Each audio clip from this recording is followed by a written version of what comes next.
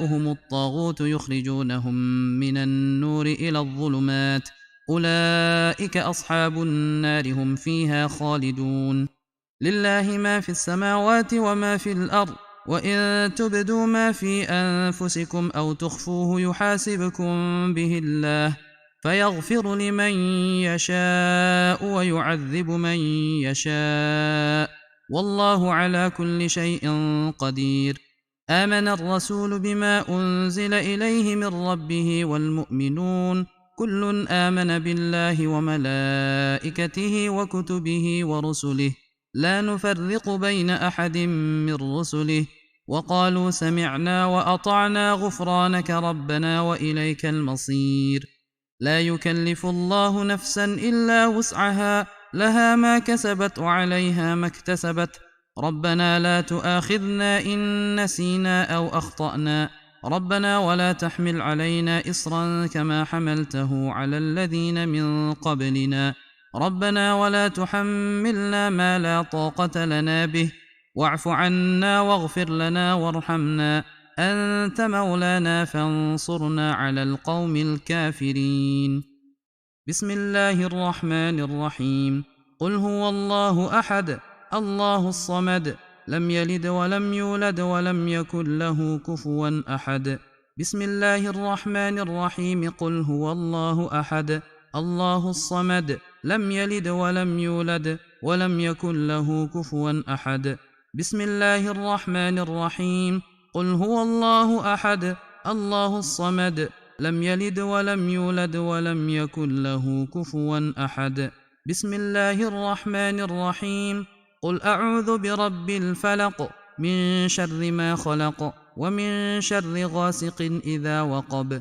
ومن شر النفاثات في العقد ومن شر حاسد إذا حسد بسم الله الرحمن الرحيم قل أعوذ برب الفلق من شر ما خلق ومن شر غاسق إذا وقب ومن شر النفاثات في العقد ومن شر حاسد إذا حسد بسم الله الرحمن الرحيم قل أعوذ برب الفلق من شر ما خلق ومن شر غاسق إذا وقب ومن شر النفاثات في العقد ومن شر حاسد إذا حسد بسم الله الرحمن الرحيم قل أعوذ برب الناس ملك الناس إله الناس من شر الوسواس الخناس الذي يوسوس في صدور الناس من الجنة والناس بسم الله الرحمن الرحيم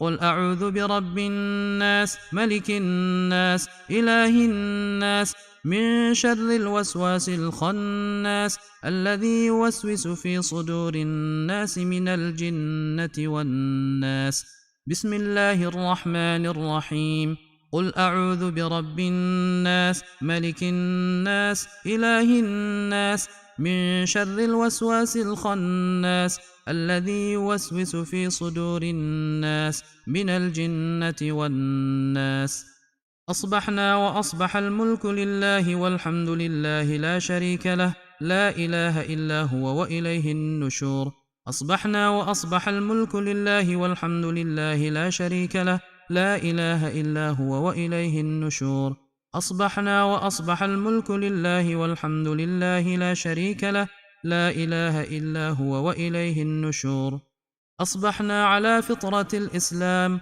وكلمة الإخلاص وعلى دين نبينا محمد صلى الله عليه وسلم وعلى ملة أبينا إبراهيم حنيفا وما كان من المشركين أصبحنا على فطرة الإسلام وكلمة الإخلاص وعلى دين نبينا محمد صلى الله عليه وسلم وعلى ملة أبينا إبراهيم حنيفا وما كان من المشركين أصبحنا على فطرة الإسلام وكلمة الإخلاص وعلى دين نبينا محمد صلى الله عليه وسلم وعلى ملة أبينا إبراهيم حنيفا وما كان من المشركين اللهم إني أصبحت منك في نعمة وعافية وستر فأتم علي نعمتك وعافيتك وسترك في الدنيا والآخرة اللهم إني أصبحت منك في نعمة وعافية وستر، فأتم علي نعمتك وعافيتك وسترك في الدنيا والآخرة.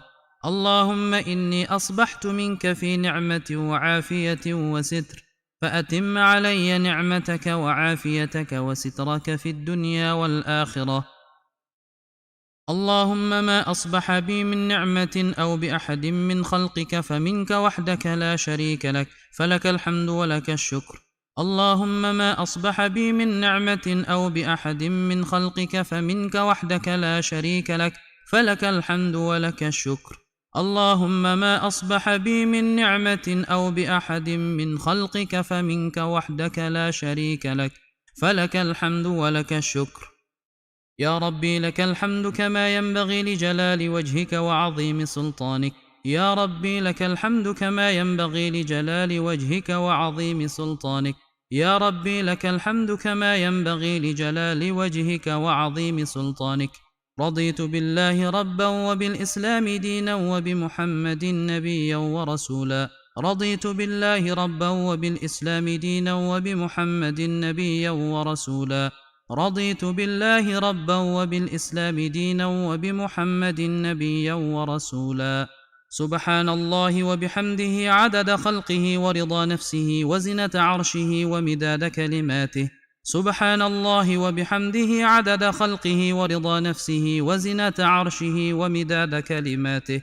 سبحان الله وبحمده عدد خلقه ورضا نفسه وزنة عرشه ومداد كلماته. بسم الله الذي لا يضر مع اسمه شيء في الأرض ولا في السماء وهو السميع العليم.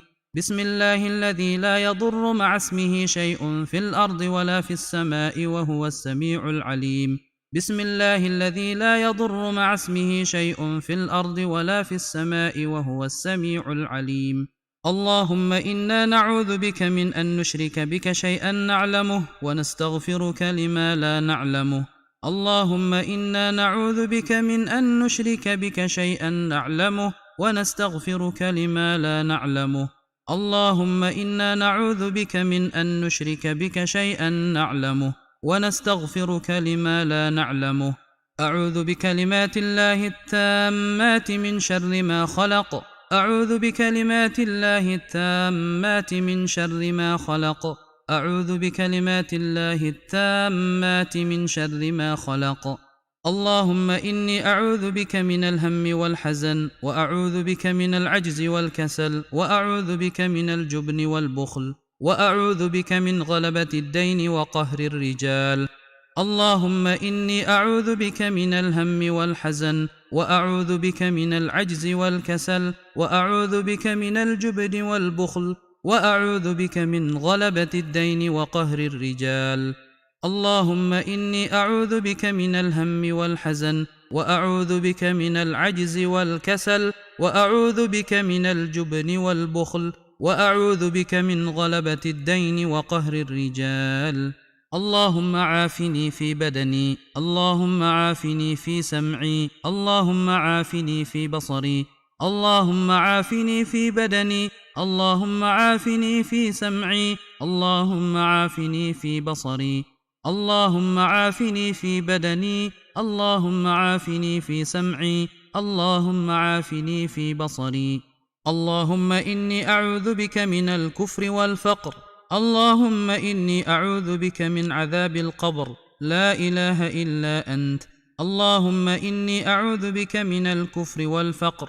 اللهم إني أعوذ بك من عذاب القبر، لا إله إلا أنت. اللهم إني أعوذ بك من الكفر والفقر. اللهم إني أعوذ بك من عذاب القبر، لا إله إلا أنت. اللهم أنت ربي لا إله إلا أنت، خلقتني وأنا عبدك وأنا على عهدك ووعدك ما استطعت. أعوذ بك من شر ما صنعت، أبوء لك بنعمتك علي وأبوء بذنبي، فاغفر لي فإنه لا يغفر الذنوب إلا أنت. اللهم أنت ربي لا إله إلا أنت، خلقتني وأنا عبدك وأنا على عهدك ووعدك ما استطعت. أعوذ بك من شر ما صنعت، أبوء لك بنعمتك علي وأبوء بذنبي، فاغفر لي فإنه لا يغفر الذنوب إلا أنت. اللهم أنت ربي لا إله إلا أنت خلقتني وأنا عبدك وأنا على عهدك ووعدك ما استطعت. أعوذ بك من شر ما صنعت، أبوء لك بنعمتك علي وأبوء بذنبي فاغفر لي فإنه لا يغفر الذنوب إلا أنت. أستغفر الله الذي لا إله إلا هو الحي القيوم وأتوب إليه. أستغفر الله الذي لا إله إلا هو الحي القيوم وأتوب إليه. أستغفر الله الذي لا إله إلا هو الحي القيوم وأتوب إليه. سبحانك اللهم وبحمدك أشهد أن لا إله إلا أنت أستغفرك وأتوب إليك. سبحانك اللهم وبحمدك أشهد أن لا إله إلا أنت أستغفرك وأتوب إليك. سبحانك اللهم وبحمدك أشهد أن لا إله إلا أنت أستغفرك وأتوب إليك. اللهم صل على سيدنا محمد عبدك ونبيك ورسولك النبي الأمي وعلى آله وصحبه وسلم تسليما عدد ما أحاط به علمك وخط به قلمك وأحصاه كتابك. وارض اللهم عن ساداتنا أبي بكر وعمر وعثمان وعلي وعن الصحابة أجمعين وعن التابعين وتابعيهم بإحسان إلى يوم الدين. سبحان ربك رب العزة عما يصفون وسلام على المرسلين والحمد لله رب العالمين. قل اللهم مالك الملك تؤتي الملك من تشاء وتنزع الملك ممن تشاء وتعز من تشاء وتذل من تشاء بيدك الخير إنك على كل شيء قدير. تولج الليل في النهار وتولج النهار في الليل وتخرج الحي من الميت وتخرج الميت من الحي وترزق من تشاء بغير حساب. اللهم إن هذا إقبال نهارك وإدبار ليلك وأصوات دعاتك فاغفر لي. اللهم إنك تعلم أن هذه القلوب قد اجتمعت على محبتك والتقت على طاعتك وتوحدت على دعوتك وتعاهدت على نصرة شريعتك، فوثق اللهم رابطتها وأدم ودها واهدها سبلها واملأها بنورك الذي لا يخبو، واشرح صدورها بفيض الإيمان بك وجميل التوكل عليك، وأحيها بمعرفتك وأمتها على الشهادة في سبيلك، إنك نعم المولى ونعم النصير. اللهم آمين. وصل اللهم على سيدنا محمد وعلى آله وصحبه وسلم.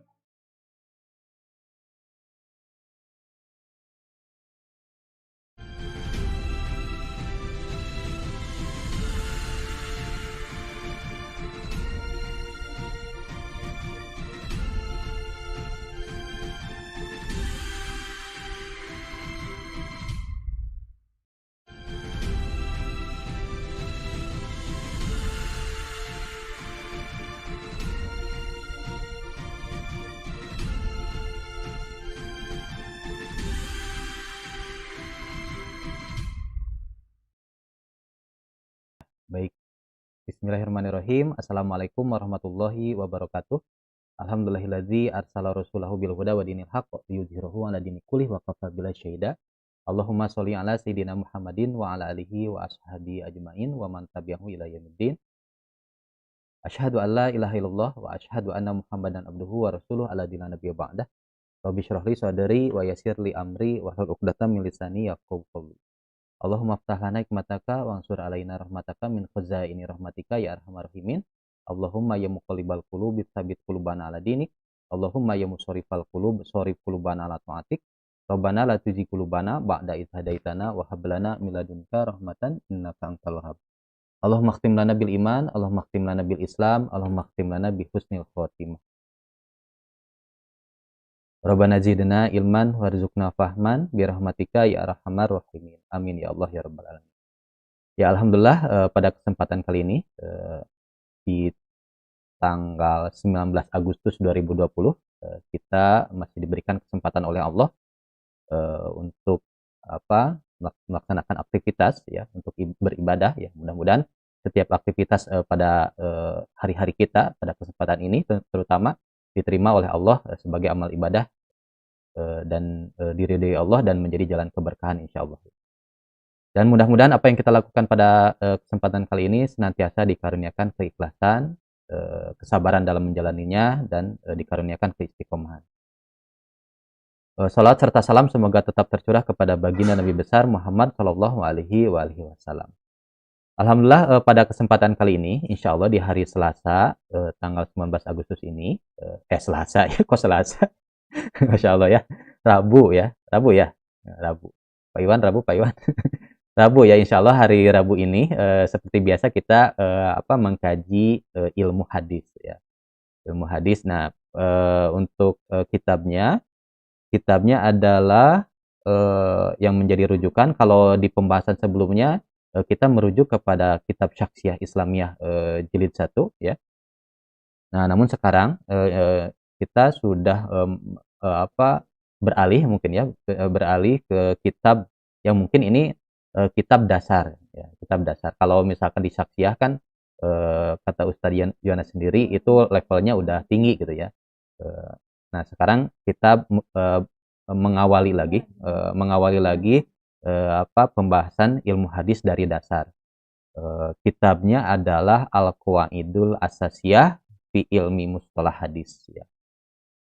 Ya, mungkin terjemahnya kaidah-kaidah atau prinsip-prinsip asas atau dasar dalam ilmu mustalah hadis. Kemarin kita sudah 2 kali pertemuan. Nah, pada kesempatan kali ini pertemuan ketiga. Nah, bagi rekan-rekan yang bisa menjawab pertanyaan saya yang di atas, sekaligus resume dari pertemuan sebelumnya, apa perbedaan ilmu riwayah dan ilmu diroyah seperti yang sudah dibahas di pertemuan kemarin ya, di pertemuan 2 pekan kemarin. Silakan bisa menuliskan ya, sekaligus membantu saya meresume. Nah, gitu ya. Silakan bisa menuliskan atau mereview apa yang sudah kita kaji sebelumnya ya.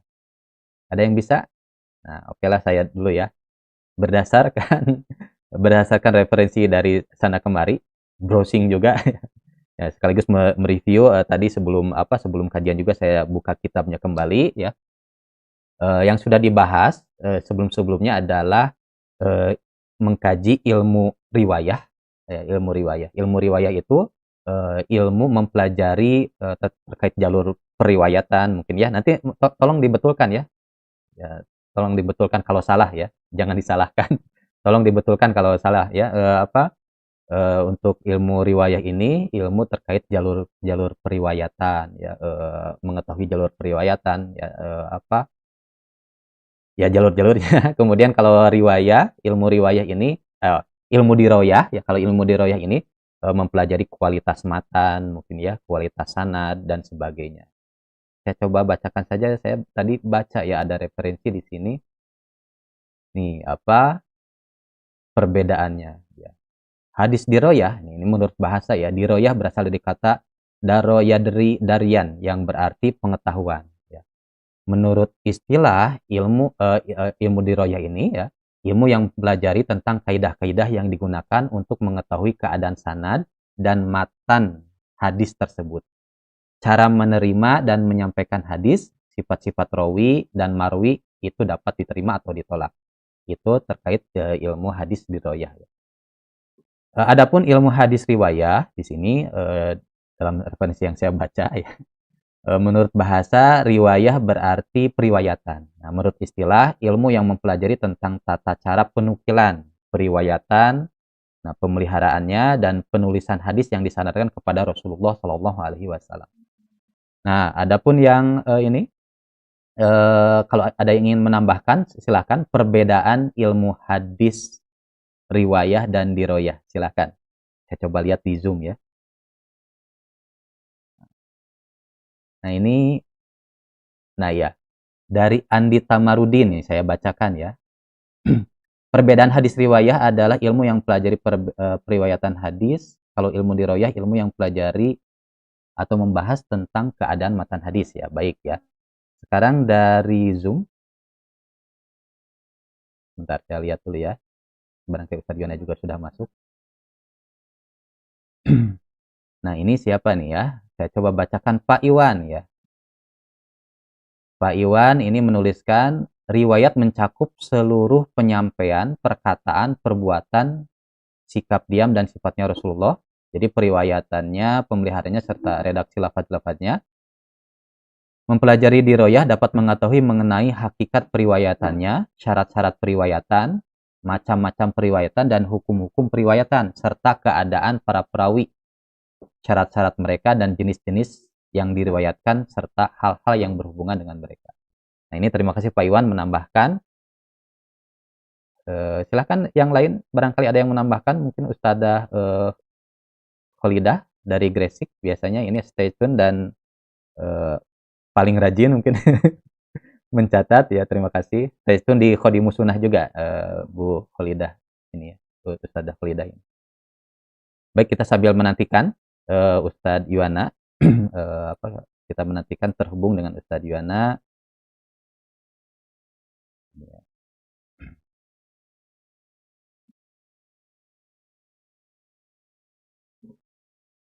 Ya, baik.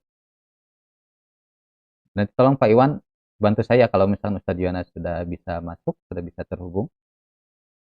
Nah, ini terima kasih yang dari Brunei, dari Sydney, dari pelosok Nusantara ya, dari berbagai pelosok Nusantara yang sudah bergabung, terima kasih. Nah, ini ada yang menambahkan. Ya, Ustadz Yuwana sudah mendapatkan linknya. Nah, 5.30 katanya ya. Tadi izin 5.30 masuknya. Sudah ada link. Baik, kita sambil menantikan. Jangan lupa bagi rekan-rekan yang belum daftar ya. Belum daftar, linknya sudah saya berikan. Besok tanggal 20 penayangan film dokumenter ini film spesial Jejak Khilafah di Nusantara ini insya Allah bukan sekedar film, bukan sekedar movie ya, bukan sekedar film dokumenter, tapi insya Allah akan memberikan banyak pelajaran bagi kita semua, insya Allah. Saya coba tayangkan trailernya. Nah, bagi yang di Zoom mungkin bisa menyaksikan di YouTube terlebih dahulu. Nabi ke Sumatera, Samudra Pasai, itu berbaiat langsung kepada dinasti Abbasiyah.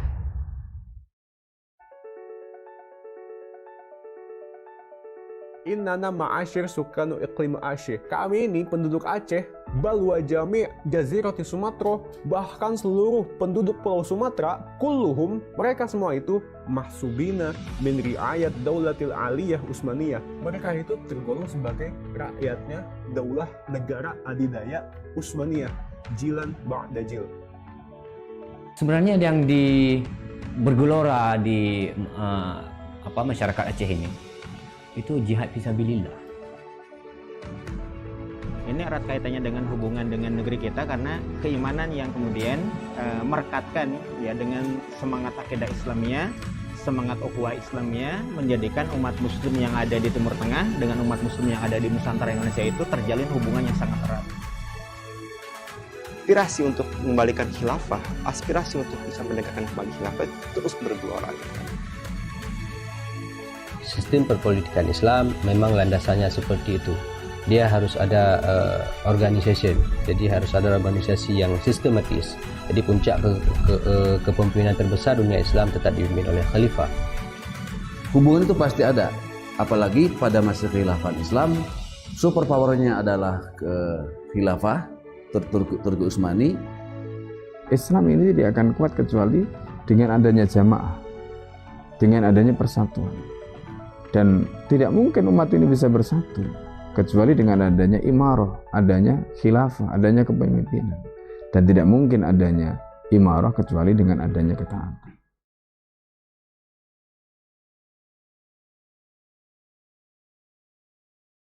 Demikian trailer movie film dokumenter ya. Film dokumenter mungkin ya tepatnya. Jejak Khilafah di Nusantara ya. Saksikan nanti insya Allah di besok mungkin dari pagi ya ininya tuh siaran langsungnya ya, siaran langsungnya dari jam 8 atau jam 9 bisa stay tune di Khilafah Channel. Kalau tidak, bukan di Khilafah Channel, bukan. Masuk daftar dulu ya, daftar dulu di ini apa linknya. Linknya sudah saya berikan ke rekan-rekan ke grup PAG grup. Nah baik, sambil menantikan insya Allah Ustadz Yuwana sudah hadir mudah-mudahan di Zoom. Baik, insya Allah sebentar lagi Ustadz Yuwana hadir. Silahkan nanti rekan-rekan menyiapkan catatannya, ya, menyiapkan catatan kajian ilmu hadis ini.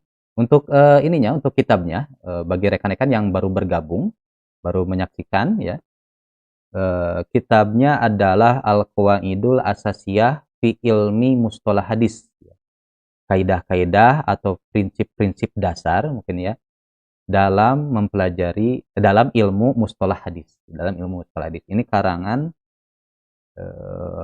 Syekh As-Sayyid Muhammad bin Alawi Al-Malaki Al-Hasani. Insya Allah ya, mudah-mudahan kita dimudahkan dikaruniakan untuk dimudahkan untuk memahaminya. Baik Ustadz Yuwana, alhamdulillah sudah terhubung. Ini Pak Iwan luar biasa nih ya, backgroundnya jejak khilafah di Nusantara. Pak Iwan tentu saja sudah banyak poinnya ya. Ini hasil dari menyebarkan. Baik, alhamdulillah ya. Coba jadikan co-host dulu Ustaz. Alhamdulillah. Ya, baik, Masya Allah kita sudah terhubung dengan Ustadz Yuwana. Assalamualaikum Ustadz. Waalaikumsalam warahmatullahi wabarakatuh. Bantu unmute di sini.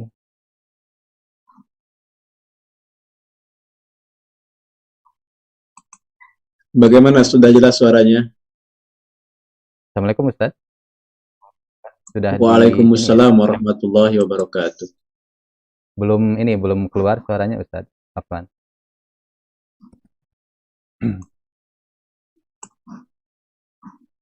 Di sini sudah. Waalaikumsalam warahmatullahi wabarakatuh.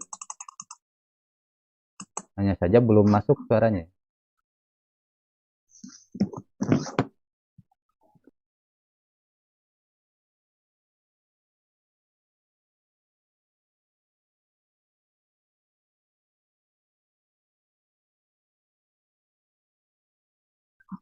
Ya, masih. Di sini sudah unmute, sudah jelas, sudah seperti biasa. Koneksi. Kita coba lagi. Mungkin bisa dicek menurut barangkali di situ settingan audionya Ustadz apa? Sudah jelas. Ini menurut yang komentar juga jelas. Coba di Zoom sama di YouTube sudah jelas katanya.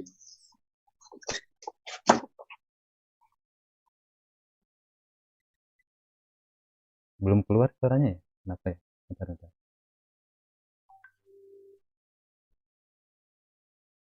Oh, sudah jelas ya? Bentar. Mungkin di sayanya. Oh, ini ya. Afan, ini settingan di saya. Maaf. Mungkin bisa dicek lagi Ustadz. Afan. Ya, bismillahirrahmanirrahim. Gimana? Settingan audio di saya mungkin ya.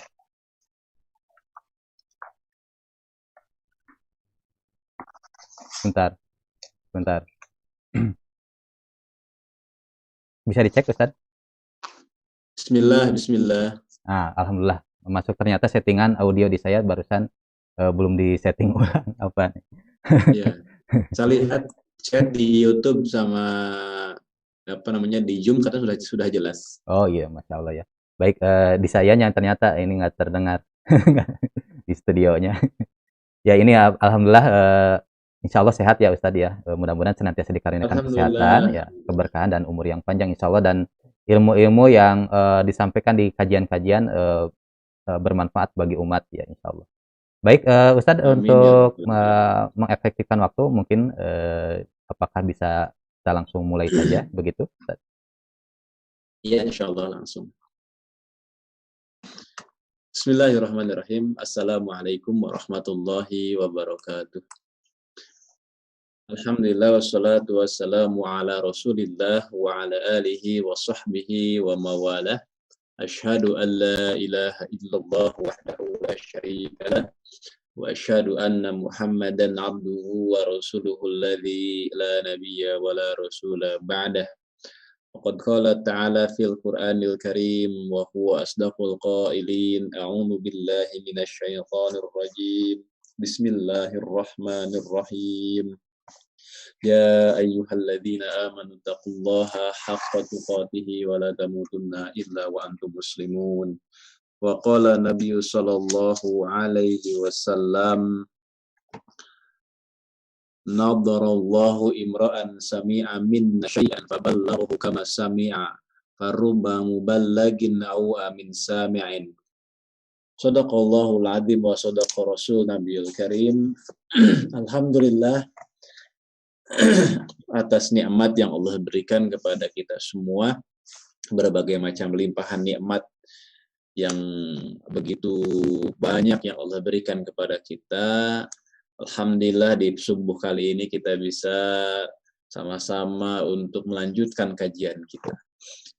Biasanya saya jam 5.15 sudah masuk, baru bisa masuk jam 5.30 karena menyelesaikan beberapa hal yang belum tuntas tadi malam. Tadi malam lagi kajian, jadi ada satu hal yang amanah yang harus saya tuntaskan dulu, jadi barusan membereskan dulu beberapa hal yang tadi malam belum tuntas. Alhamdulillah ya, tidak lama. Jadi mohon maaf 15 menit agak terlambat. Meskipun dijadwalkan jam 5 masih belum mungkin. Masih di masjid kalau jam 5 ya. Ya, jadi biasanya jam 5.15 lah. Nah, barusan ada muskilah yang harus dituntaskan. Alhamdulillah baru bisa masuk jam 5.30. Insya Allah materi kali ini memang juga tidak begitu berat dan tidak banyak. Ini adalah targhib atau motivasi untuk kita semua. Tema kita kali ini adalah tamaan ilmu hadis dan kemuliaan ahli hadis, ya. Nah, tapi bisa kita maknai wa ahlihi di sini bisa juga adalah orang yang mempelajari hadis, ya. Jadi itu apa yang kita akan pelajari pendek saja. Kita tidak akan masuk ke bab selanjutnya karena bab selanjutnya cukup panjang. Jadi ini cukuplah untuk memberikan motivasi kepada kita. Nanti akan saya berikan beberapa pengayaan. Baik sahabat-sahabat semua, iwafillah dirahmati Allah Subhanahu wa taala. Ini di penghujung bulan Zulhijjah ini ya. Alhamdulillah kita bisa berjumpa. Kita buka kitabnya silahkan. Ini kitabnya, ini halamannya, silahkan masing-masing. Bagi yang memiliki kitabnya dibuka, bagi yang belum punya kitabnya dibuka dalam bentuk PDF-nya. Bismillahirrahmanirrahim. Qala al-musannifu rahimahullahu ta'ala wa nafa'ana bihi wa bi'ulumihi wa bi'ulumikum fi daraini amin ya rabbal alamin. Fadlul ilmil hadisi wa syarafu ahlihi. Keutamaan ilmu hadis dan kemuliaan ahli hadis. Ya. Jadi keutamaan ilmu hadis dan kemuliaan ahlinya, maksudnya ahli hadis. Atau kita bisa maknai untuk kita biar cocok, biar lepan untuk kita. Kalau kita kan bukan ahli hadis ya, tetapi orang yang belajar hadis ya. Jadi ini juga keutamaan insyaallah bagi siapa saja yang belajar hadis. Fadlul ilmil hadisi, keutamaan ilmu hadis, wasyarafu ahlihi, dan kemuliaan orang yang belajar, orang yang mempelajarinya, atau kemuliaan siapa saja yang menyibukkan diri dalam hadis. Ya. Siapapun yang menyibukkan diri dalam bidang hadis, insya Allah mendapatkan kemuliaan. Iwafillah yang dirahmati Allah Subhanahu wa Ta'ala. Itulah judulnya. Jadi kalau kita lihat di dalam kitab Al-Manhalul Latif itu memang agak panjang, tapi kalau di kitab Al-Qawaidul Asasiyah fi Ilmi Mustalahil Hadis memang lebih ringkas. Jadi karya beliau itu ada dua, ya, paling tidak yang pendek-pendek. Yang pertama adalah Al-Manhalul Latif, yang kedua adalah Al-Qawaidul Asasiyah. Kalau dalam ilmu hadis, dalam mustalah hadis. Kalau karya yang lain banyak sekali. Karya beliau tuh banyak sekali. Saya termasuk yang mengoleksi karya dari Abuya, banyak sekali. Ya, karya dari Abuya Said Muhammad bin Alawi Al-Maliki Al-Hasani, alhamdulillah, termasuk yang dikoleksi cukup banyak.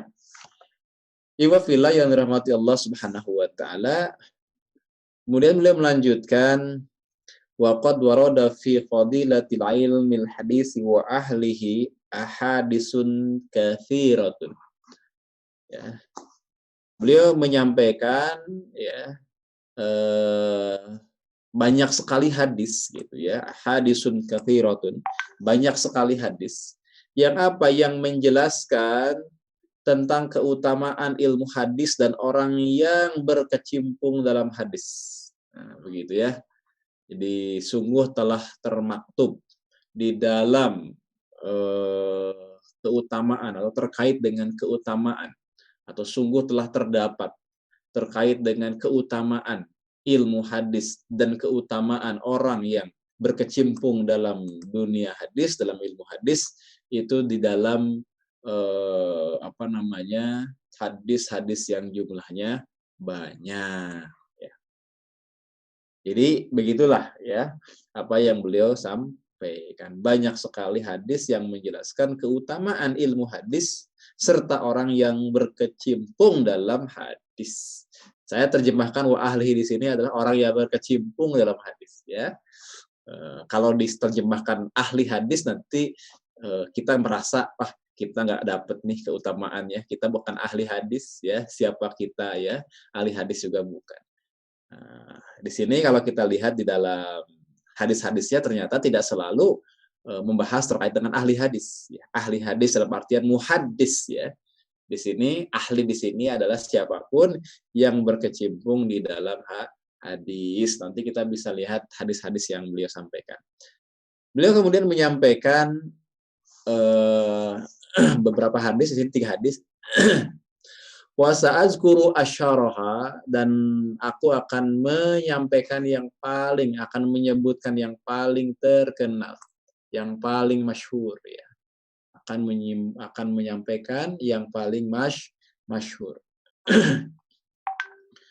Apa saja hadis tersebut? Yang pertama adalah hadis dari Ibnu Mas'ud. Sebenarnya sebelum masuk ke hadis, beliau ya, Abuya Said Muhammad bin Alawi Al-Maliki ini menyampaikan beberapa pendapat ulama sebenarnya. Kalau kita lihat di dalam kitab Al-Manhalul Latif. Kalau punya rezeki silahkan dibeli kitab ini ya, Al-Manhalul Latif. Lebih lengkap. Kalau ini yang kita kaji adalah kitab kecilnya Al-Qawaidul Asasiyah. Dalam kitab Al-Manhalul Latif beliau menyampaikan qala Sufyanus Tsauri, berkata Imam Sufyan Ats-Tsauri, la a'lamu ilman afdala min ilmil hadisi liman arada bihi wajhallahi ta'ala innan nasa yahtajuna ilaihi hatta fi ta'amihim wa syarabihim. Beliau menyampaikan ungkapan dari Sufyan Ats-Tsauri. Ini dalam kitab lain, ya, kitab beliau yang lain. Di situ nggak ada. Ya. Katanya, la a'lamu ilman afdal. Aku tidak mengetahui ilmu yang lebih utama min ilmil hadisi daripada ilmu hadis. Jadi Imam Sufyan Ats-Tsauri tentu saja beliau adalah rawi hadis, beliau adalah ahli hadis, maka beliau begitu besar sekali perhatiannya pada ilmu hadis sampai-sampai beliau mengatakan la a'lamu ilman afdala min ilmil hadis. Tidak ada ilmu ya, tidak ada ilmu, aku tidak mengetahui ilmu yang lebih utama daripada ilmu ilmu hadis. Bagi siapa itu? Liman arada bihi wajhallahi ta'ala. Bagi orang yang hendak mendapatkan ridha Allah Subhanahu wa ta'ala, ya. Jadi katanya dikatakan di sana sesungguhnya manusia membutuhkan kepadanya, membutuhkan pada ilmu hadis sampai-sampai ya sampai-sampai atau seperti halnya begitu seseorang atau manusia itu membutuhkan kepada makanan dan juga minuman. Masya Allah ya. Jadi ada nggak manusia yang tidak butuh makan dan minum? Nggak ada ya. Semua manusia butuh makan dan minum. Begitulah kurang lebih manusia membutuhkan pada ilmu hadis. Dan ini bukan sesuatu yang bukan sesuatu yang berlebihan. Kalau menurut anak muda sekarang bukan sesuatu yang lebay ya, bukan. Ini nggak lebay, benar ini. Kita mengenal agama ini, mengenal Islam ini, bisa beramal dengan agama ini, bisa mengenal dengan Islam ini, kita bisa menjalankan ketaatan kepada Allah Subhanahu wa taala ini karena hadis. Ya, karena hadis. Loh kok bisa? Iya. Kenapa? Karena Al-Qur'anul Karim itu membutuhkan penjelas, membutuhkan penafsir, membutuhkan perinci, membutuhkan yang mengikat kemutlakannya, membutuhkan yang mengkhususkan keumumannya, membutuhkan al-hadis untuk menjelaskan Al-Quran. Coba ya, kita contohkan sholat. Ketika Allah Ta'ala dalam Al-Quran memerintahkan kita sholat, ya, aqimus sholah. Gimana kita bentuk ketaatan kepada Allah dalam bentuk sholat? Kan memulainya dengan takbiratul ihram disertai dengan niat dan diakhiri dengan salam. Dan itu semua di hadis adanya. Jadi kita tidak bisa menjalankan ketaatan kepada Allah sholat saja misalnya tanpa ada hadis Nabi Shallallahu Alaihi Wasallam. Demikian ya. Atau misalnya apa lagi? Haji gitu ya, atau ibadah-ibadah yang lain ya, banyak. Artinya bahwa ungkapan bahwa la a'lamu ilman afdala min ilmil hadisi liman arada bihi wajhallahi ta'ala innan nasa yahtajuna ilaihi hatta fi ta'amihim wa syarabihim.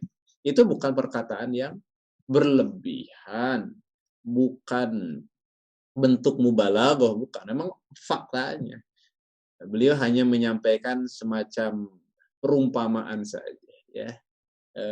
Seperti halnya orang yang memang membutuhkan makan dan minum di dalam kehidupan. Begitulah umat manusia, begitulah kaum muslimin membutuhkan hadis di dalam kehidupannya, dalam menjalankan ketaatannya kepada Allah Subhanahu wa ta'ala. Jelas ya? Insyaallah. Itu perkataan dari siapa itu? Perkataan dari Sufyan Ats-Tsauri. Ditambah lagi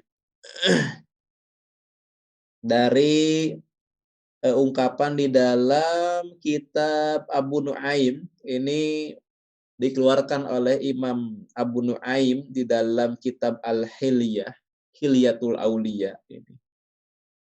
Demikian juga ada di dalam kitabnya Al-Khatib Al-Baghdadi.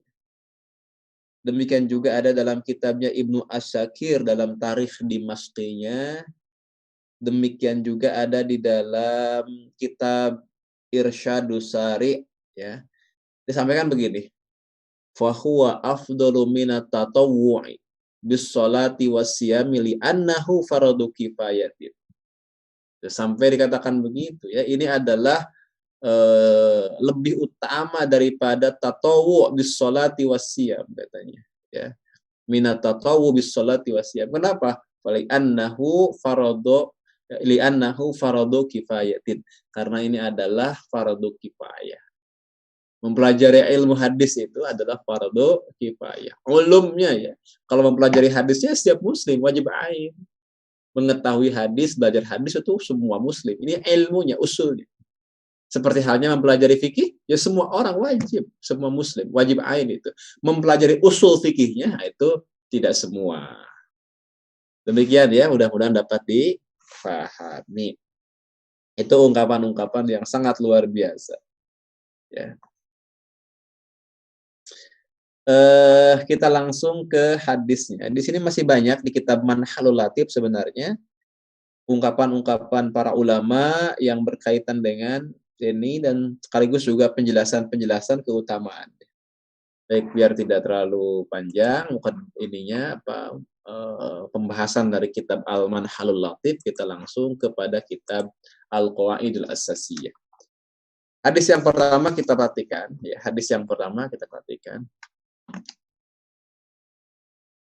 Dikatakan di situ bahwa An Ibni Mas'udin radhiyallahu anhu anna Rasulullah sallallahu alaihi wasallam, dari Ibnu Mas'ud, semoga Allah meridhoinya, bahwasannya Rasulullah sallallahu alaihi wasallam qala, bersabda, ya, bersabda, aulan nasi bi yaumal qiyamati aktsaruhum alayya sholatan, rawahu Tirmizi wa hassanahu. Ya, disampaikan di sana dari Ibnu Mas'ud, semoga Allah meridhoinya, bahwasannya Rasulullah Shallallahu Alaihi Wasallam bersabda, ya, Rasul bersabda, apa sabda Rasul? Aulan nasi bi yaumal qiyamati aktsaruhum alayya sholatan. Nah, ini luar biasa ini, ya. Dan ini hadis yang diriwayatkan oleh Imam At-Tirmizi dan beliau mengatakan atau menetapkan hadis ini hasan. Ya, wa hassanahu, maksudnya adalah Imam At-Tirmizi menilai hadis ini hadis hasan atau menetapkannya sebagai hadis hasan. Nah, apa maksud dari aulan nasi itu? Ya, aulan nasi bi yaumal qiyamati aktsaruhum alayya sholatan, maksudnya adalah manusia yang paling aula, yang paling dekat, ya, kepadaku pada hari kiamat adalah mereka yang paling banyak membaca sholawat kepadaku. Sekali lagi, manusia yang paling dekat denganku yaumal qiyamah, di hari kiamat, ya, adalah mereka yang paling banyak kepadaku sholatan, bersolawat. Bersolawat. Kemudian beliau menjelaskan di sini ringkas saja. Ya, beliau menjelaskan di sini cukup ringkas apa yang disampaikan oleh Nabi Muhammad SAW. Beliau menyampaikan begini. Wa hadhihi manqabatun syarifatun takhtassu bi riwayatil athari wa naqalatiha li'annahu la yu'rafu li isabatin minal ulama'i minas salati ala Rasulillahi sallallahu alaihi wasallam aktsaru mimma yu'rafu li hadhihi al-isabah wa yukhalliduna dzikrahu fi turusihim, ya, fi turusihim. Kemudian wa yusallimuna alaihi fi mu'adhamil awqati fi majalisi muzaqaratihim wa durusihim. Iwafila yang dirahmati Allah Subhanahu wa taala, ini penjelasan beliau. Ya, ini penjelasan beliau yang yang menjelaskan apa yang dimaksud di dalam hadis di atas, ya. Apa yang dimaksud dengan hadis di atas. Dan ini adalah satu hal yang betul-betul niscaya, ya, bagi orang yang sering berkecimpung dalam hadis, yang belajar hadis, ya begini. Ya, kurang lebih beliau menyampaikan bahwa ini adalah martabat mulia, katanya, yang dikhususkan untuk para periwayat hadis dan yang menukilnya. Nah, ini memang begitu, ya. Jadi ini adalah manqobah. Jadi wafilah yang disebut dengan manqobah itu kedudukan. Hadhihi manqobatun syarifatun. Ini adalah kedudukan yang syarifah, yang mulia, yang takhtasu, yang dikhususkan biriwayatil athar, bagi orang yang meriwayatkan hadis, wa naqalatiha, dan menukilnya, ya, dan menukilnya. Kenapa? Karena tidak diketahui sekelompok ulama yang paling banyak bacaan sholawatnya selain dari kelompok para rawi ini. Ya, begitu ya. Jadi coba, siapa yang paling banyak bersolawat kepada Nabi? Tidak ada kecuali orang yang berkecimpung dalam hadis. Orang yang berkecimpung dalam hadis, merekalah orang yang paling banyak bersolawat. Paham ya? Paling banyak bersolawat. Kalau ahli fikih bagaimana? Ya, ahli fikih akan bersolawat kalau menjumpai hadis dalam kitab fikihnya. Betul ya? Ketika membaca hadis, ketika berdalil dengan fikih, maka akan menyampaikan solawat. Kan misalnya, ani Nabi sallallahu alaihi wasallam, ana Rasulullah sallallahu alaihi wasallam. Jadi ketika berhujjah, ketika berdalil, ketika menggunakan hadis, ketika menyebutkan hadis, maka ahli tafsir, ahli fikih misalnya akan bersolawat. Tapi ahli hadis, orang yang berkecimpung dalam hadis, para santri hadis, maka udah pasti mereka akan selalu membaca hadis, ya. Misalnya kita baca hadis arba'in, tuh, udah berapa kali solawat itu? Minimal berapa? 42 solawat. Ya, karena hadis arba'in An-Nawawi ada 40 hadis. Setiap kali kita katakan anna nabiyya sallallahu alaihi wasallam, kita selalu bersolawat. Belum lagi kalau disebutkannya lebih dari 1 kali itu per hadisnya, maka lebih banyak lagi kita bersolawat. Jadi demikian ya. Jadi paling banyak solawatnya ya mereka lah yang berkecimpung dalam hadis. Kemudian mereka mengabadikan penyebutan Nabi Muhammad Shallallahu Alaihi Wasallam di dalam kitab-kitab mereka dan membaca solawat dan juga salam kepada sebagian besar waktu mereka di majelis-majelis ilmu mereka. Itulah mereka, ya. Itulah mereka orang yang berkecimpung di dalam hadis. Ya, sampai dikatakan tadi begitu, ya. Dikatakan tidak diketahui sekelompok ulama yang paling banyak bacaan sholawatnya selain dari para rawi ini. Mereka mengabadikan penyebutan Nabi di dalam kitab-kitab mereka, ya, di dalam kitab-kitab mereka, dalam karya-karya mereka, gitu ya. Beliau menyampaikan di sini mana? Nah, ini dia. Ya, beliau menyampaikan wa yukhaliduna dzikrahu fi turusihim. Mereka mengabadikan penyebutan Nabi Muhammad SAW fi turusihim, di dalam turusihim, di dalam karya-karya mereka. Demikian juga beliau menyampaikan yusallimuna alaihi fi mu'adhamil awqati fi majalisi muzakaratihim wa durusihim. Ya. Demikian juga katanya mereka menyampaikan salam kepada Nabi Muhammad sallallahu alaihi wasallam pada fi mu'adhami awqat, ya, fi mu'adhamil awqat, pada sebagian besar waktu-waktu fi majalisi muzakaratihim, di dalam majelis-majelis muzakarah, dan juga dalam majelis-majelis kajian mereka, ya. Jadi jelas ya, orang yang berkecimpung dalam hadis pasti ini aktsaruhum alayya sholatan, paling banyak bersolawat, paling banyak bersolawat. Selanjutnya hadis nomor 2 yang beliau sampaikan di dalam kitab Al-Qawaidul Asasiyah. Beliau menyampaikan sebuah hadis masih dari Ibnu Mas'ud. An Ibni Mas'udin radhiyallahu anhu qala sami'tu Rasulullah sallallahu alaihi wasallam yaqul naddarallahu imra'an sami'a minna syai'an faballaghahu kama sami'a farubba muballagin au'a min sami'in. Nah, ini dia. Ya. Kemudian beliau menyebutkan rawahu Tirmizi, hadis ini diriwayatkan oleh Imam At-Tirmizi, tepatnya dalam Kitabul Ilmi, ya.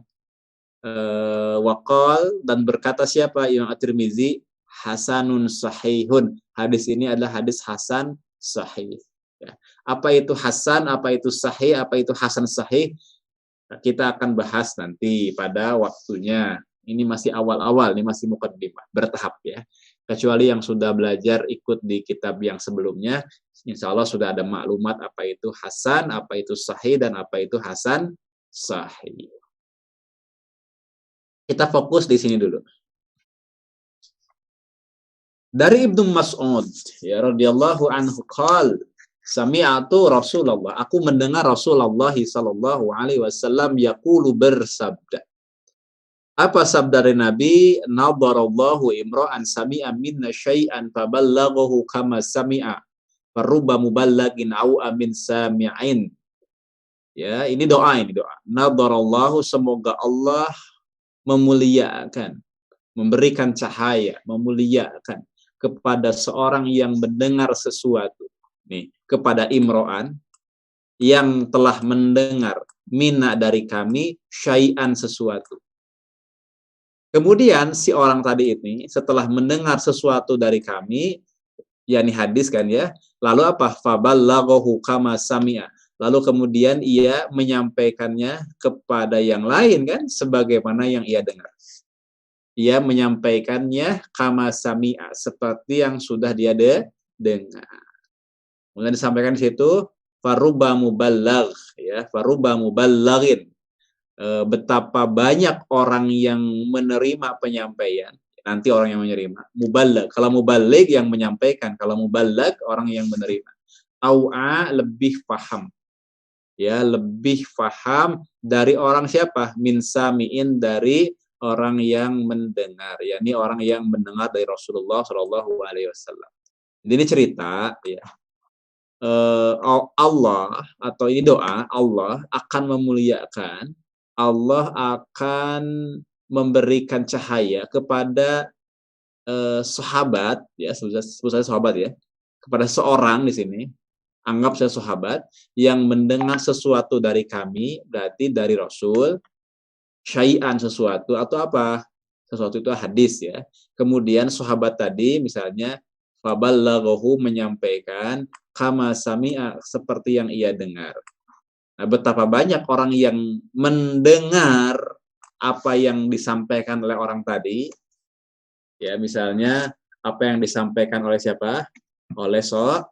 Oleh sahabat ya. Au'a, lebih faham daripada sami'in, daripada orang yang sami, orang yang mendengar pertama kali dari Rasulullah Shallallahu Alaihi Wasallam. Jadi boleh jadi orang yang mendengar hadis lebih faham daripada yang menyampaikan hadis, karena tidak selalu periwayat hadis itu adalah orang yang faqih. Tidak selalu periwayat hadis adalah orang yang alim, orang yang ilmu. Tapi yang disyaratkan bagi seorang yang meriwayatkan hadis adalah amanah. Faballaghahu kama sami'a, dia amanah. Dia menyampaikan kembali hadis seperti yang ia dengar. Bayangkan, seperti yang ia dengar, itu amanah sekali. Meskipun dia sendiri nggak begitu paham isinya. Ketika dia sampaikan kepada orang lain, ternyata mubalag, orang yang menerima, jauh lebih paham daripada dia. Itu berarti orang yang menerimanya, dia seorang yang alim. Contoh misalnya begini. Sufyan bin Uyainah, ya, Imam Sufyan bin Uyainah. Itu gurunya dari Imam Asy-Syafi'i. Tapi menurut para ulama pada zamannya, orang yang lebih paham tentang hadis tentu adalah Imam Asy-Syafi'i terkait dengan fikul hadisnya. Padahal Imam Syafi'i adalah muridnya dari Sufyan bin Uyainah. Kalau yang paling tinggi derajat yang paling tinggi paling tinggi kedudukannya di dalam periwayatan hadis yang memiliki sanad yang tinggi, sanad yang ali, tentu saja Ibnu Uyainah. Jadi sanadnya Ibnu Uyainah lebih tinggi. Karena Imam Syafi'i saja dapatnya dari Ibnu Uyainah, kan begitu ya. Dari Imam Ibnu Uyainah. Tentu dari sisi sanad lebih tinggi derajatnya Imam Ibnu Uyainah. Tetapi dari sisi pemahaman terhadap hadis, fikul hadis, mampu mengistinbat kandungan hukum dalam hadis, itu lebih paham, lebih faqih, yakni Imam Asy-Syafi'i. Ya, Imam Syafi'i jauh lebih paham, lebih faqih. Itu contohnya ya, contohnya. Jadi Imam Ibnu Uyainah yang menyampaikan hadis kepada Asy-Syafi'i, tapi ternyata Asy-Syafi'i lebih paham hadis daripada gurunya, yakni Ibnu Uyainah. Tentang kefahaman isinya, aspek fikihnya. Tetapi Ibnu Uyainah gitu mendapatkan kemuliaan. Apa kemuliaannya nih? Karena orang yang mendapatkan dan lalu menyampaikan kembali. Orang yang meriwayatkan dan meriwayatkan kembali. Demikian ya. Maka keutamaan dari Allah ini, cahaya dari Allah ini ada kepada mereka yang mendengar sesuatu dari kami, yakni hadis Nabi Muhammad SAW, lalu kemudian menyampaikannya kembali. Insya Allah di sini dapat dipahami pujian dari Rasulullah Shallallahu Alaihi Wasallam sekaligus doa dari Rasulullah Shallallahu Alaihi Wasallam kepada orang yang berkecimpung dalam hadis, orang yang meriwayatkan hadis. Semoga Allah memberikan cahaya kemuliaan kepadanya. Jadi ini khusus, ini doa yang sifatnya khusus dari Nabi Shallallahu Alaihi Wasallam. Maka Abu Yasaid Muhammad mengatakan di sini, simpulannya pendek saja, beliau menyampaikan wahakadha khosahum an-nabiyyu sallallahu alaihi wasallam bidu'ain lam yushrik fihi ahadan minal ummah. Ya. Jadi ini ya. Jadi apa yang tadi disampaikan ya, di hadis tadi riwayat Imam At-Tirmidzi tadi itu, beliau menyampaikan wahakadha, demikianlah Rasulullah Shallallahu Alaihi Wasallam mengkhususkan khassahum an-nabiyyu Shallallahu Alaihi Wasallam. Demikianlah Nabi Shallallahu Alaihi Wasallam mengkhususkan para rawi dengan doa, ya, bidu'ain, dengan doa. Yang apa? Yang orang lain dari umat ini tidak beliau sertakan. Nah, ya, ini khusus sekali. Ya.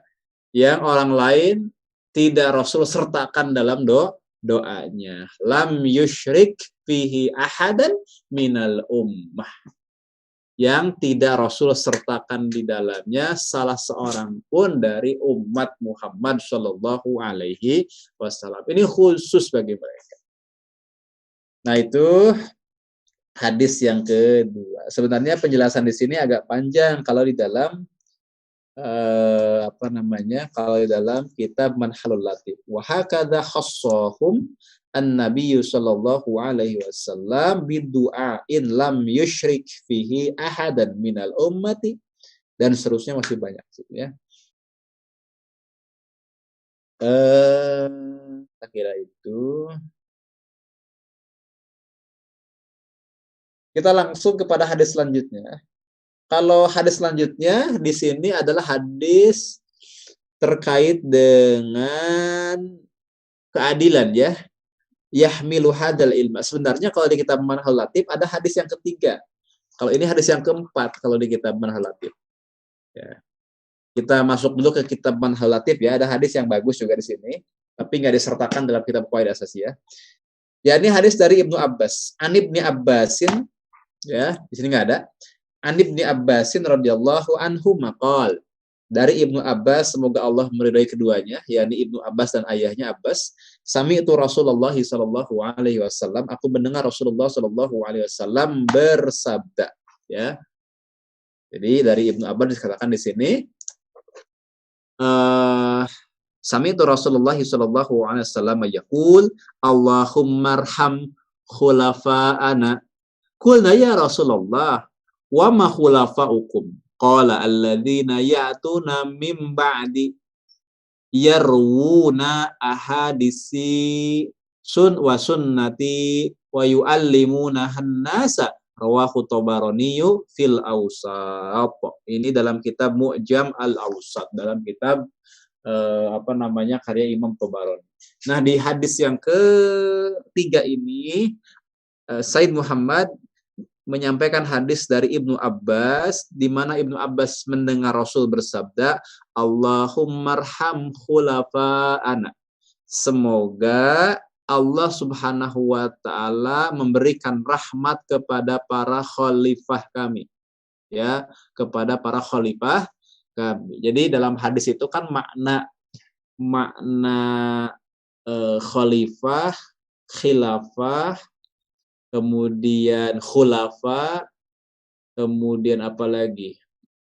dan semua yang merupakan derivasinya ya. Ada kholaif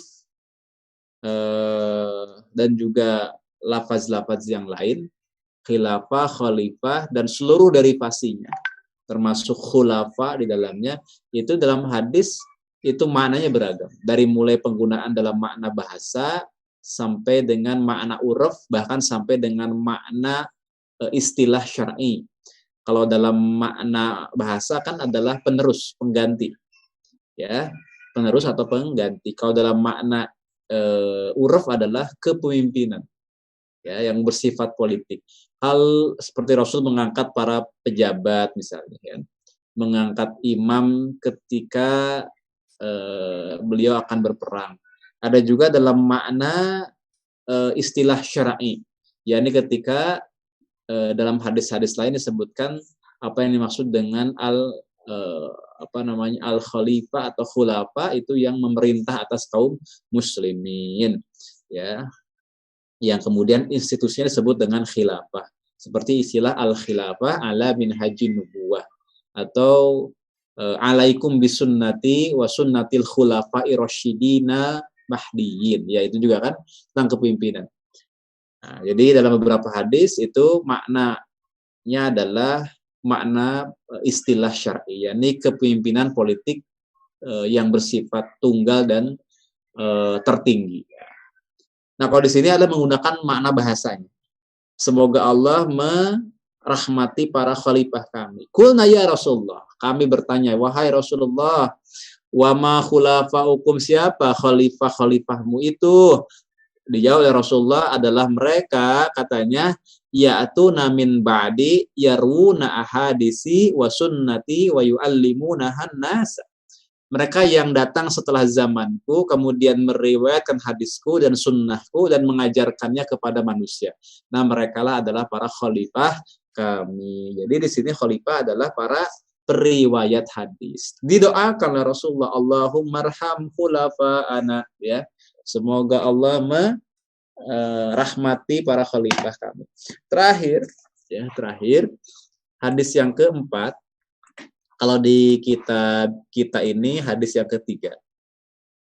Ya, hadis yang ketiga ini adalah kalau Rasulullah sallallahu alaihi wasallam bersabda, Rasulullah sallallahu alaihi wasallam, yahmilu hadzal ilma min kulli khalafin uduluhu yanfuna anhu tahrifal ghalin wa intihalal mubatilin wa ta'wilal jahilin, rawahul Baihaqiyyu fil madkhal wa dzakara al-Qustalani annahu yasiru bituruqihi hasanan.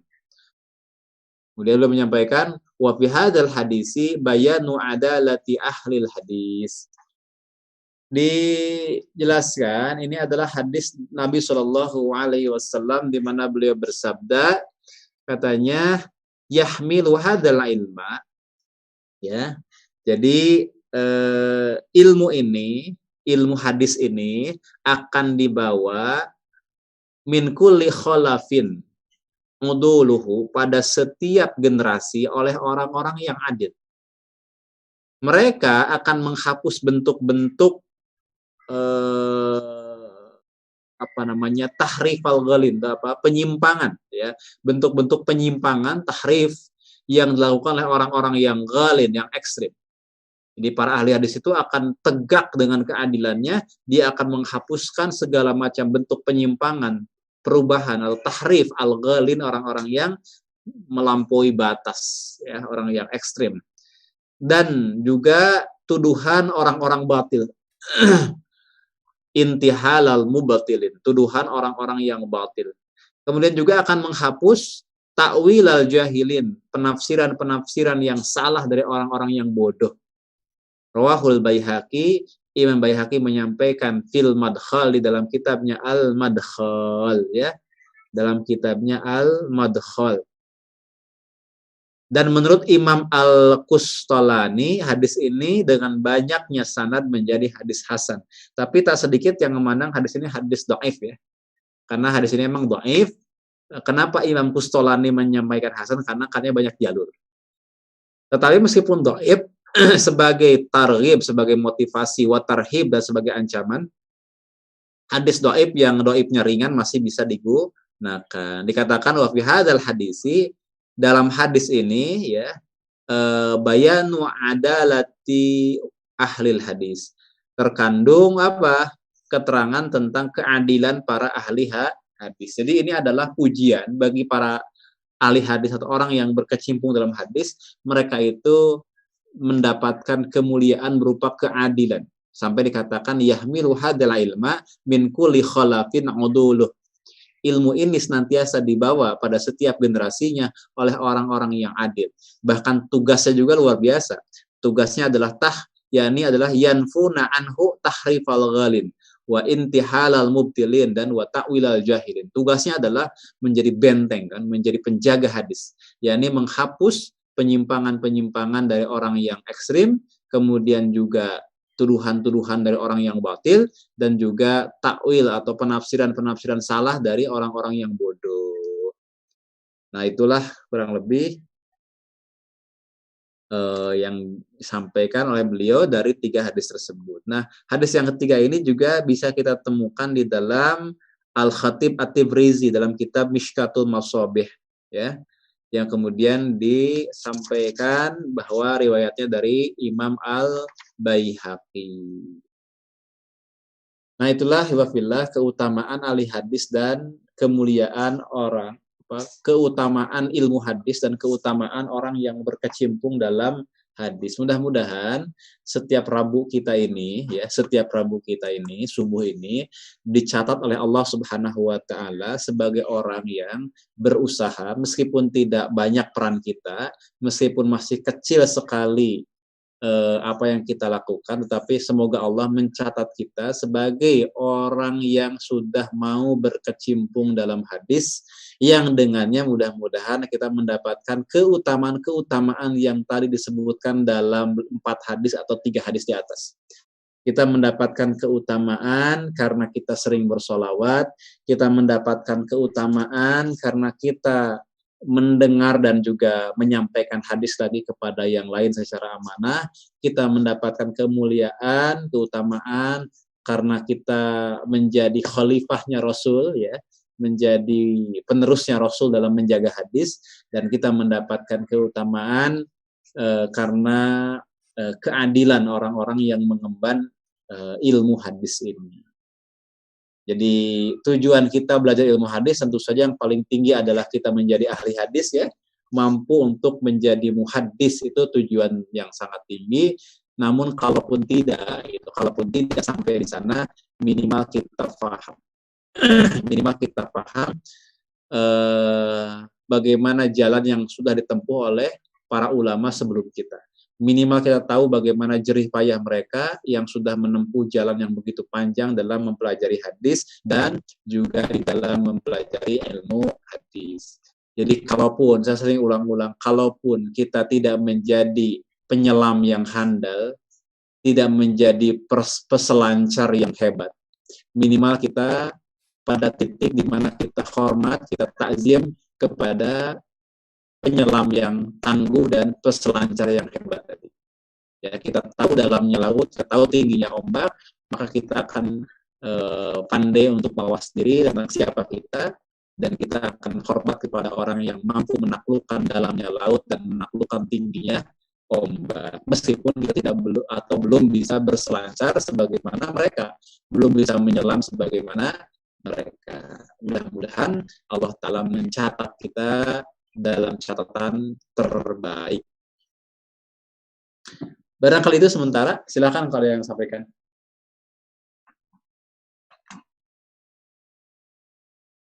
Baik, di sini sudah ada yang bertanya nih, Ustaz. Dari Bu Kholidah dari Gresik, Ustazah Kholidah bertanya, beliau bertanya, fakta hari ini ya, generasi umat Islam ada tren keengganan untuk belajar ilmu hadis, termasuk di beberapa perguruan tinggi Timur Tengah. Bagaimana upaya untuk membangkitkannya? Alasan mereka karena mata kuliahnya sulit dan lama untuk bisa lulus. Begitu katanya. Barangkali ingin bisa ditanggapi. Bismillah. Suara jelas nggak suaranya? Suaranya jelas, ya. Hanya Ya, saja videonya tidak nampak. sudah. Di saya tidak nampak. Ya, jadi begini, pada hari ini memang ada dua ilmu yang jarang ya, dua ilmu yang jarang peminatnya. Yang pertama adalah usul fikih, yang kedua adalah ilmu hadis. Nah, dua ilmu ini adalah ilmu yang jarang peminatnya. Ilmu yang jarang peminatnya. Kenapa? Karena kan dua ilmu ini ilmu alat, ilmu usul, ya, ilmu alat. Sehingga hanya bagi orang-orang tertentu lah yang memang yang sudah menyukai ya ilmu hadis, yang memang dia mau untuk bersabar di dalam mempelajari ilmu hadis dan ilmu usul fikih. Jadi betul tadi ungkapan dari Ibu Kholidah tadi, memang dua ilmu ini memang termasuk ilmu yang jarang peminatnya. Di beberapa kampus universitas negeri ya, Islam negeri, yang masuk ke jurusan ekonomi syariah misalnya ya, kalau saya bandingkan dengan yang masuk ke jurusan hadis, jauh sekali. Dulu waktu saya S2 ilmu hadis itu, mungkin Bapak Ibu nggak menyangka berapa sekelas. Ya, saya itu sekelas 2 orang, Pak. 2 orang. S2 itu 2 orang yang ngambil ilmu hadis. Ya, 2 orang. Yang lain berapa? Yang lain 30, 40 gitu di jurusan yang lain, seperti misalnya hukum ya, pendidikan, apalagi pendidikan. Karena hari ini kan orang berbicara dengan belajar itu nanti jadi apa?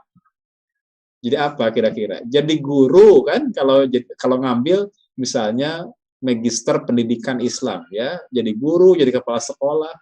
Kalau ngambil ekonomi ya bisa kerja di bank syariah begitu ya, kemudian jadi praktisi ekonomi syariah segala macam. Ya. Ilmu hadis mau jadi apa? Nah gitu ya. Jadi sudah berbicara terkait dengan nanti kerja di mana. Sekarang gimana kan pasti begitu. Kerja jadi apa? Masa kerjanya ngajar hadis begitu ya, nggak ada uangnya. Lebih baik menjadi guru ya, menjadi apa tadi? Ya gelarnya SPD, MPD ya nih. Ustaz Supriyadi SPD ya tadi. Kemudian atau ilmu hukum. Jadi apa? Jadi pengacara. Ya, kalau jadi pengacara luar biasa itu. Kami itu 2 orang. Ya.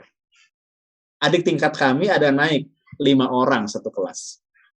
Kemudian saya di S3 ya, sekarang belum tuntas, jadi mohon doanya, ini disertasinya sedang ada sedikit kendala, sedikit macet ya, karena beberapa muskilah terkait dengan bimbingan.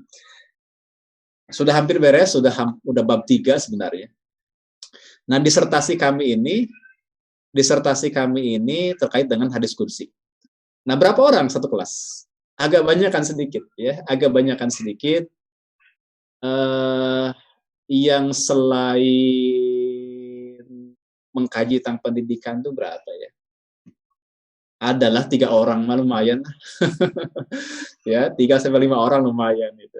Dalam kajian-kajian yang agak serius dalam kajian studi hadis itu. Nah, jadi memang sedikit sekali, masalah minat saja. Nah, tinggal kita tumbuhkan bahwasannya kita itu belajar ilmu hadis karena kecintaan kita kepada Rasulullah SAW. Kalau tidak karena cinta, ya Bapak Ibu semua hadirin ikhwatu iman, kalau bukan karena cinta susah kita ya. Kalau kita menjanjikan lulusan nanti akan diserap dunia kerja, ya lebih baik jurusan yang lain kan begitu ya. Kalau belajar hadis akan menjadi apa begitu.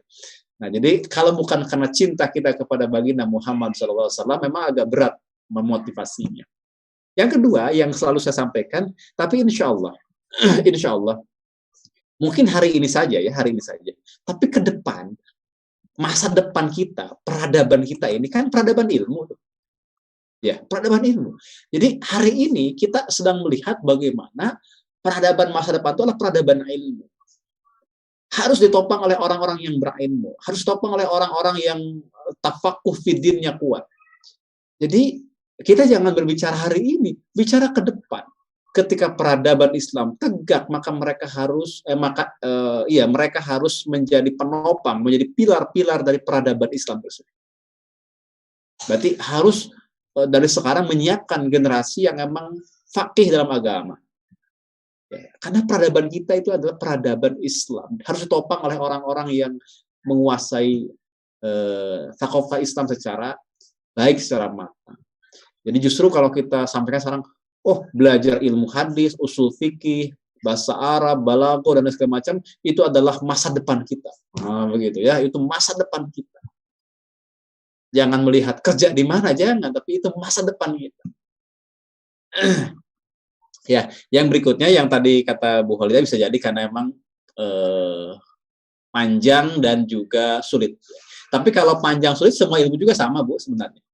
Semua ilmu juga kalau dilihat panjang perjalanannya, sulit mengkajinya, kalau ingin serius memang sama saja. Panjang dan sulit. Meski ilmu hadis memang lebih panjang. Ya, lebih panjang karena banyak hal ya. Kalau ilmu tafsir langsung mengkaji tafsirnya, kalau mengkaji Qur'annya, kalau ilmu hadis kita juga sebelum membahas syarahnya membahas dulu apakah hadis ini makbul atau marfu, panjang. Belum ada ilmu rijalnya, kan? Ilmu rijal juga panjang sekali. Jadi memang ilmu hadis jauh lebih panjang daripada keilmuan yang lain. Barangkali itu, Ustaz.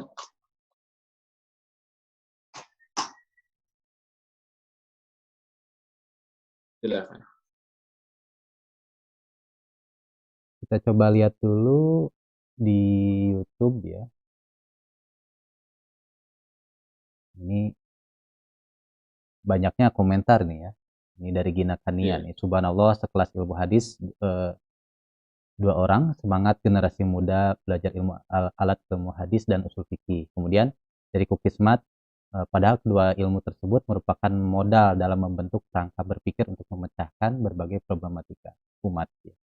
Kita lihat pertanyaan mungkin yang paling bawah mungkin. Assalamualaikum Ustadz, kalau kita menolak sebuah hadis karena alasan kata guru saya tidak pernah mengajari hal tersebut, hukumnya bagaimana? Bagaimana kita bisa istiqomah mempelajari hadis dan bagaimana kita bisa istiqomah mempelajari hadis? Ini dari Dede Rukmana. Kemudian ya, dari ini yang lainnya komentar Ustaz, banyaknya komentar. Iya. Kalau tentang menerima dan menolak hadis, nanti insya Allah kita bahas ya pada waktu yang khusus di pertemuan-pertemuan yang akan datang. Karena kita ini menolak atau menerima hadis dasarnya bukan karena gurunya belum mengajarkan, bukan itu ya, atau tidak mengajarkan hal tersebut. Tapi dasarnya adalah harus berdasarkan penilaian ahli hadis. Hadis ditolak karena ahli hadis, ulama hadis memang menyatakan hadisnya dhaif misalnya. Kita ini menerima hadis, kenapa? Karena dasarnya para ulama hadis ya menerima hadis tersebut sebagai hadis yang makbul, yang sahih. Gitu ya. Jadi dasarnya itu apa?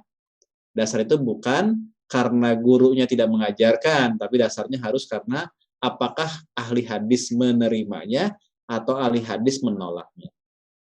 Kapan ahli hadis menerima dan kapan ahli hadis menolak, nanti ada bahasan.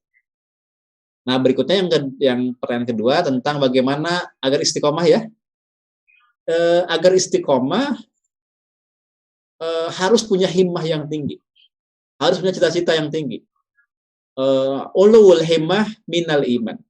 Cita-cita yang tinggi itu bagian dari keimanan. Jadi harus punya cita-cita yang tinggi. Jangan nanggung kalau punya cita-cita, harus tinggi sekali.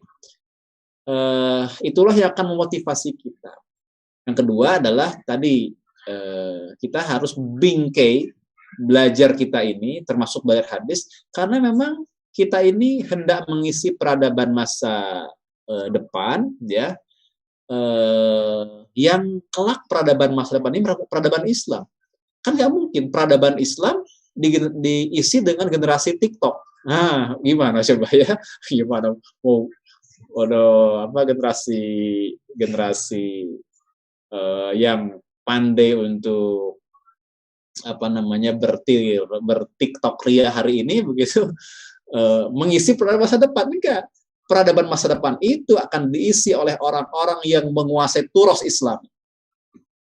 Saya suka sampaikan ke teman-teman ini diulang-ulang, peradaban masa depan adalah akan dipegang oleh mereka yang menguasai turos Islam. Siapa saja yang tidak menguasai turos Islam, yakni warisan para ulama, ya kitab-kitab, yang tidak menguasai turos Islam lewat. Percayalah ya, percayalah. Masa depan itu siapa saja yang tidak bisa, tidak mampu, tidak menguasai turos Islami lewat, dia akan tergilas oleh zaman. Karena kekayaan intelektual Islam, hazanah pemikiran Islam, dan yang nanti akan menopang bangunan peradaban Islam masa depan adalah turos Islam.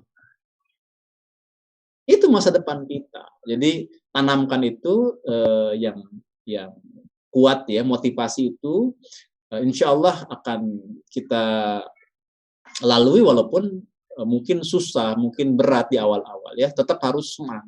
Apalagi secara imani tadi kita sudah membaca keutamaan-keutamaan yang Rasulullah SAW sampaikan kepada kita semua orang yang belajar ilmu hadis ya. Juga yang belajar ilmu usul fikih. Dua ilmu yang penting itu, ilmu hadis, ilmu usul fikih. Beliau ini Abuya ini punya 2 kitab dalam bidang hadis, ya, ilmu hadis maksudnya, dan juga punya kitab dalam bidang usul fikih. Ya, ini sama Al-Qawaidul Asasiyah fi Usulil Fiqh. Ya, bagus juga itu, pendek. Kefahaman kita pada 2 ilmu ini akan mengantarkan pada harmoni di tengah perbedaan. Sebaliknya, ketidakfahaman kita pada 2 ilmu ini, ilmu hadis dan ilmu usul fikih, akan membuat pertikaian ya di tengah-tengah masyarakat. Jadi itu yang yang akan membuat umat Islam ini tidak bisa bersatu begitu, karena diantaranya adalah tidak paham mana yang mutafak, mana yang mukhtalaf. Mutafak itu yang para ulama menyepakatinya, kalau mukhtalaf adalah perkara yang ulama berbeda. Kita ini harus sama pada perkara yang muttafaq dan kita harus toleran pada perkara yang mukhtalaf. Kuncinya di 2 ilmu, usul fikih dan usul hadis. Ya. Usul hadisnya sudah kita bahas, usul fikihnya silahkan pada mencari ya, belajar, mudah-mudahan Allah Ta'ala berikan kepada kita kemudahan untuk belajar ilmu-ilmu yang pokok tadi itu. Demikian barangkali, Zat. Ya, alhamdulillah, masya Allah ya. Di sini lebih banyak ini ya, komentar-komentar, tanggapan-tanggapan. Saya bacakan tanggapannya mungkin ya, Ustaz. Ini dari Kukismat menanggapi peradaban masa depan. Gimana? Suaranya. Ya, suaranya ini sering lupa ini karena ada 2 monitor. Ya, ini banyaknya tanggapan-tanggapan, tidak banyak pertanyaan-pertanyaan di sini, termasuk di Zoom juga saya lihat ya. Ini saya coba bacakan ya, bagaimana tanggapan-tanggapannya. Tapi saya lihat di sini ternyata mengutip quote Ustadz nih. Saya bacakan.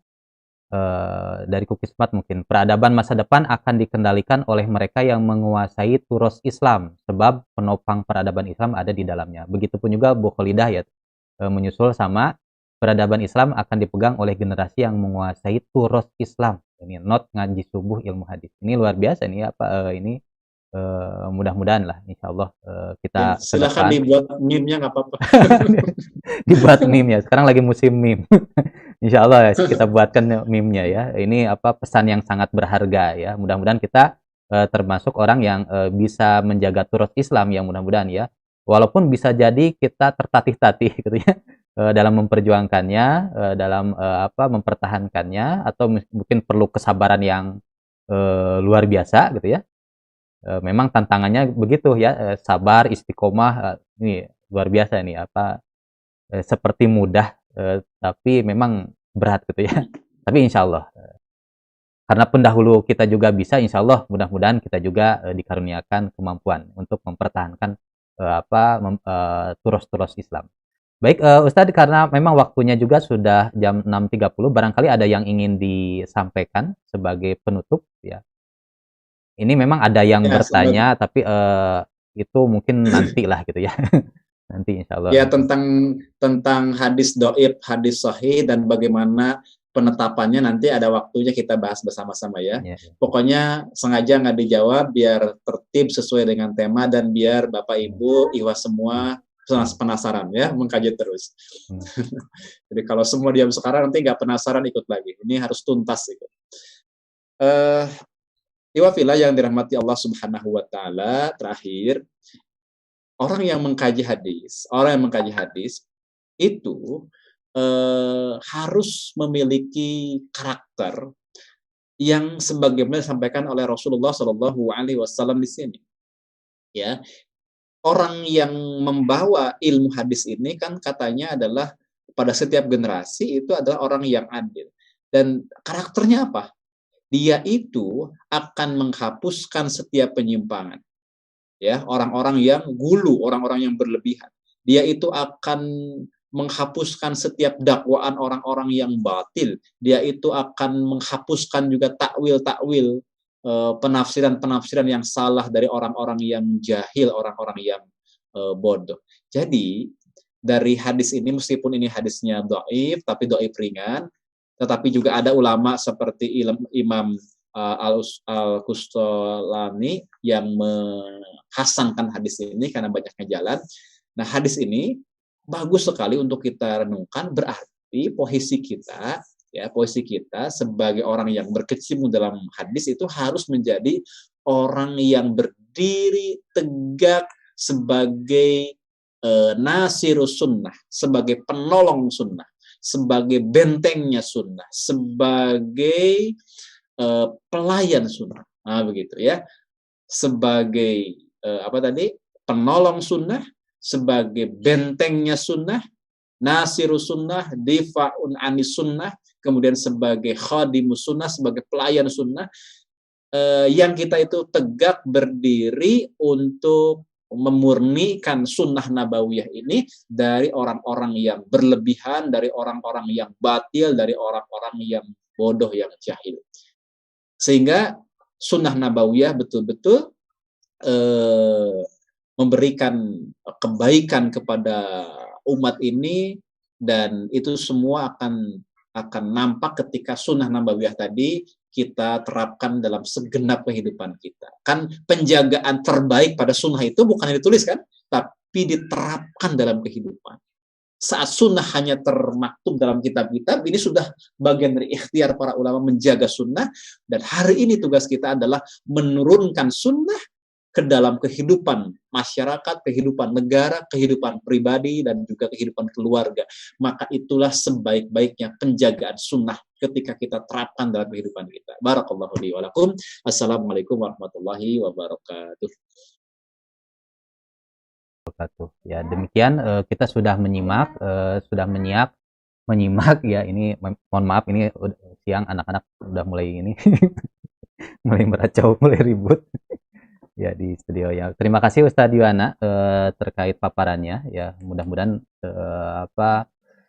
rekan-rekan di sini dikaruniakan pemahaman dan dimudahkan dalam memahaminya dan mengamalkannya. Baik, terkait tema keutamaan ilmu hadis dan kemuliaan bagi yang mempelajarinya. Oleh karena itu, rekan-rekan yang hadir baik di YouTube ataupun di Zoom, silahkan senantiasa stay tune, menyimak terus program ngaji subuh ini, terutama di hari Rabu ini. Setiap hari Rabu kita berusaha untuk istiqomah mengkaji ilmu hadis. Baik, terima kasih kepada Ustadz Yuwana. Kita doakan Ustadz Yuwana mudah-mudahan senantiasa dikaruniakan kesehatan, keberkahan, dan umur yang panjang. Mohon maaf di sini sudah mulai berisik, saya percepat saja. Kita tutup dengan membaca doa kifaratul majelis ya. Subhanakallahumma bihamdika asyhadu alla ilaha illa anta astaghfiruka wa atubu ilaik. Terima kasih atas kehadirannya. Mohon maaf jika ada kekurangan. Wassalamualaikum warahmatullahi wabarakatuh. Waalaikumsalam warahmatullahi wabarakatuh. Madinatul Sumatera, Samudra Pasai, itu berbaiat langsung kepada dinasti Abbasiyah.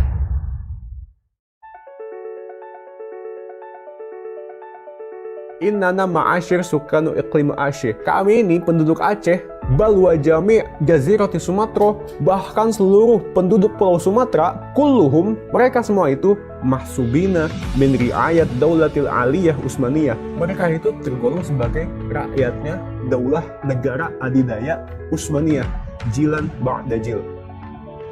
Sebenarnya yang bergelora di masyarakat Aceh ini itu jihad fisabilillah.